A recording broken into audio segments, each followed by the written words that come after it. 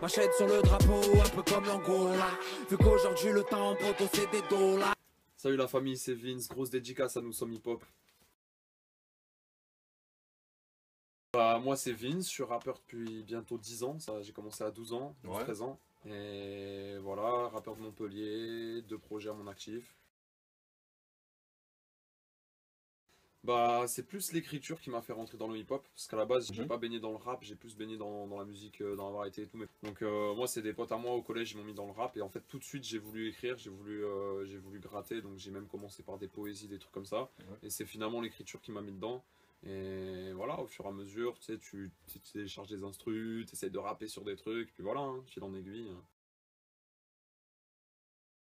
Pour moi, le hip-hop, c'est plus une façon de penser. Pour moi, c'est des valeurs humaines. Donc, pour moi, le hip-hop, ça dépasse le côté discipline et tout. Bon, voilà, pour moi, le hip-hop, déjà, ça réunit toutes les disciplines, un petit peu de l'art de rue, qui est plus, voilà, tout ce qui est break, voilà, la danse, le graphe, le rap, le scratch et tout.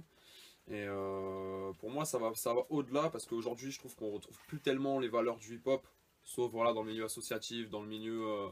dans ce milieu-là, mais sinon pour moi le hip-hop c'est des valeurs humaines, au-delà de tout ce côté discipline. Les valeurs du hip-hop, je dirais partage, transmission, voilà pour moi c'est les deux qui me viennent direct à l'esprit, respect, et ça c'est humain, voilà, c'est souvent pour moi c'est des valeurs humaines plus que des valeurs du hip-hop.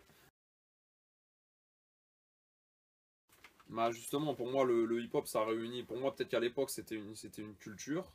Aujourd'hui, je trouve que ça se perd. Et pour moi, c'est plus des valeurs humaines. Vraiment, c'est pour moi un mec, il est même pas hip-hop, mais en fait, il sait pas, mais il est hip-hop le mec. En fait, pour moi, c'est ça. C'est comme des gens, ils savent pas, mais ils ont des principes religieux sans même le savoir, mais ils sont plus religieux que quelqu'un qui l'est, en fait, qui fait pas ça bien. Je le vois, je trouve qu'il est bon. Je pense qu'il y a de bonnes choses qui se préparent, il y a plein de choses qui se passent. Là, pour moi, le rap, déjà, c'est même pas finalement un style de musique, c'est vraiment un carrefour de tous les styles musicaux. C'est la musique qui évolue le plus rapidement au-delà, à côté des autres musiques. Donc pour moi, c'est très fleurissant. Donc voilà, ça change beaucoup. Donc je pense que ça surprend beaucoup de gens. Il y a beaucoup de choses qu'on ne peut pas tout aimer. Mais j'ai hâte de voir justement l'évolution du rap. Pour moi, la trap, déjà, j'aime pas dire trap parce que déjà, pour moi, c'est une case. C'est comme les gens ils disent ah t'es plus boom bap ou t'es plus trap. Moi quand je parle à des beatmakers ou quoi, des gens ils me disent ouais tu rappes sur du boom bap ou sur du trap. Sur de la trap. J'aime pas ce côté parce que déjà maintenant il y a des instruments, des instrus qui sont trap mais pas que trap. Enfin c'est pour moi il y a des instrumentales qui vont avoir des instruments de trap mais qui ne sont pas de la trap. Donc, bien sûr. moi j'aime tous les styles musicaux à partir du moment où c'est bien fait, j'aime bien toutes les vagues on va dire. Il y a de la trap que j'adore, je peux aimer des morceaux de Caris, je peux aimer des morceaux de Booba, je peux aimer des morceaux de Jul, comme je peux adorer des morceaux, le dernier de Kerry James. J'ai pas vraiment de barrière, mais pour moi la trap c'est du bon. C'est du bon et je pense que de toute façon ça va pas, on va pas rester dans la trap, tout va évoluer. Dernier album de Booba, j'écoute beaucoup de rap US, j'écoute Tory Lanez en ce moment à fond, Drake. Ça m'arrive souvent de revenir sur certaines choses. Par exemple là, hier j'ai écouté du Kenya Arcana et tout parce que ça fait du bien, j'aime vraiment, ça me rappelle aussi pourquoi j'ai aimé le rap. Et ça c'est con hein, mais je réécoute du Kenya Arcana et ça me rappelle vraiment pourquoi à la base c'est ça que j'ai aimé. C'est le texte, c'est vraiment ce côté, je pose mon cœur sur la musique, c'est vraiment on vit de ses tripes, voilà. Donc c'est ça que j'aime bien. Mais sinon, en ce moment, ouais, c'est beaucoup de rap US, j'essaie de m'ouvrir au maximum. Donc voilà, moi la trap, tout ça, l'album de Nekfeu, l'album d'Alpha One, tous les rappeurs un petit peu qui me montent. Moi là, je suis en train de préparer un projet gratuit qui va sortir normalement au printemps. Donc voilà, je prépare ça, j'ai d'autres projets derrière.